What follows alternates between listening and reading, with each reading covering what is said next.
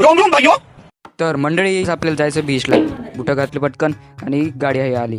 मग सामान ठेवला आपण निघालो होतो. पण नंतर आठवण आली की काहीतरी राहिले. मग परत घरी आलो आणि ते घेतलं. मग गाडीमध्ये गुजराती गाण्यांवर डान्स. तर रस्त्यात दिसली आपल्याला एक फ्युचरिस्टिक बिल्डिंग. मग नंतर दिसली आपली तापी नदी आणि दिसलं फ्री फायरचं भीमाशक्ती टावर. पण बघितलं तर तिथं कोणी नव्हतं. आणि बीचवर उतरताच असं वाटलं की कुठं स्वर्गातच आलो. काय भारी हवा. मग बीचवर तर आलो पण तिथं केलं की हे काहीतरी. मग थोड्या वेळा तिथून गेलं मोदींचं हेलिकॉप्टर. आपण सगळे त्यांना हात देत होतो पण ते काही लक्ष देत नव्हते. मग तिथंच केला मॅगी बनवायचं आपल्या पोर्टेबल चुल्यावर. मग नंतर तिथे मॅगी टाकली मस्त. मग नंतर एक लाल चटणी टाकली आणि त्यानंतर बनवली भेळ.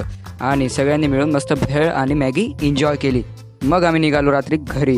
तर कोणता बीच होतं हे तुम्हाला जर माहीत असेल तर नक्की कमेंट करा.